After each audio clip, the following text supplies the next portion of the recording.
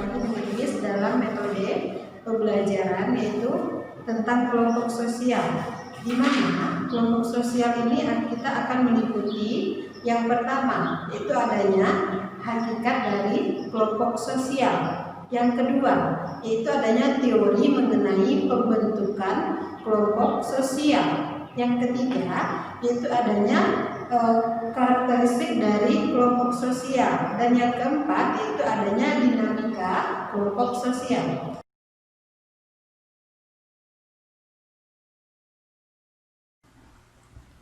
Nah, coba Ananda perhatikan slide berikut ini. Dari gambar yang ada di dalam slide, kita bisa menyimpulkan atau mengartikan apa sih itu kelompok sosial. Kelompok sosial adalah kumpulan individu yang memiliki hubungan yang saling berinteraksi sehingga tumbuh rasa memiliki dan kepercayaan. Karakteristik dari kelompok sosial yaitu ada 4. Yang pertama, interaksi, yang kedua ada tujuan, yang ketiga ada struktur yang jelas, dan yang keempat adanya perasaan sebagai kesatuan. Kita bahas dulu satu persatu. Interaksi itu adalah hubungan timbal balik antara individu dengan individu, individu dengan kelompok, dan kelompok dengan kelompok. Kalau tujuan, berarti kita harus memiliki tujuan yang jelas untuk mencapai sebuah hasil yang memuaskan.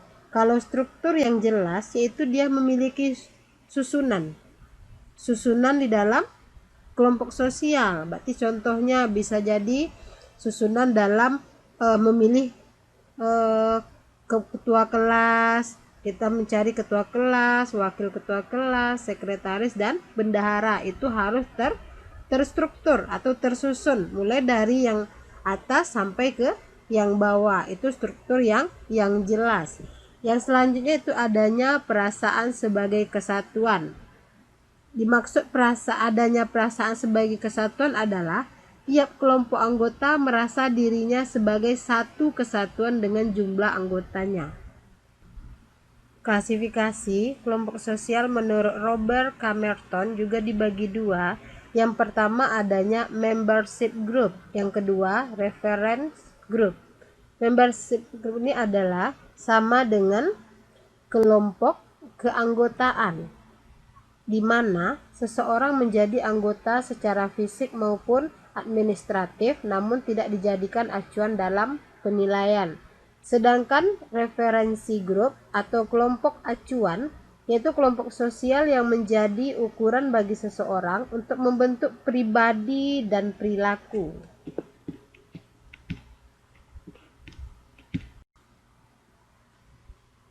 Klasifikasi menurut Emil Durkheim juga dibagi dua, yaitu yang pertama adanya solidaritas mekanik. Yang dimaksud dengan solidaritas mekanik adalah lebih mengutamakan persamaan perilaku dan sikap.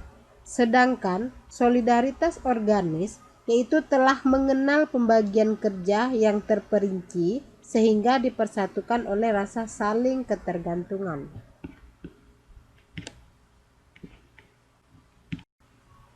Klasifikasi kelompok sosial menurut Ferdinand Tonis yaitu juga dibagi dua, yaitu yang pertama adalah paguyuban. Paguyuban atau Gemeinschaft adalah bentuk kehidupan bersama yang anggota diikat oleh hubungan batin dan murni. Yang kedua yaitu adanya patembayan atau Gesellschaft adalah sistem sosial yang terbentuk atas adanya persamaan kepentingan atau tujuan.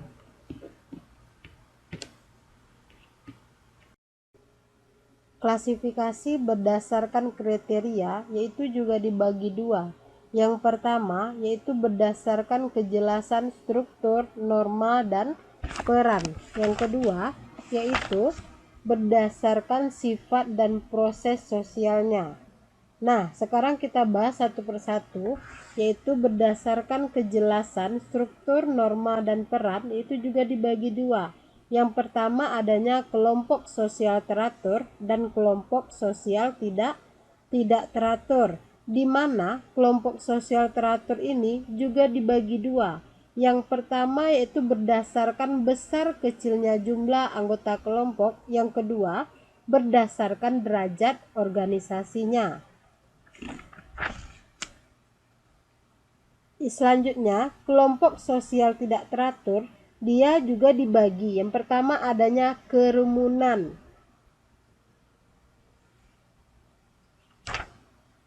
Yang kedua adanya publik. Yang ketiga adanya massa. Sedangkan kriteria berdasarkan sifat dan proses sosial juga dibagi 4. Yang pertama adanya kelompok formal sekunder. Yang kedua kelompok formal primer, yang ketiga informal dan sekunder, dan yang terakhir adalah informal dan primer. Nah, sekarang kita bahas dulu kelompok formal dan sekunder. Ini adalah kelompok sosial yang umumnya bersifat formal, sekunder, memiliki aturan dan struktur yang tegas. Sedangkan kelompok formal dan primer itu adalah memiliki aturan dan struktur yang jelas, namun fungsi-fungsi struktur tersebut cenderung dilaksanakan secara gotong royong. Yang ketiga yaitu kelompok informal dan sekunder, adalah kelompok sosial yang umumnya informal dan keberadaannya bersifat sekunder. Yang terakhir adalah informal dan primer, itu terbentuk karena pembentukan sifat-sifat di luar kelompok formal. Demikianlah pembelajaran kita hari ini.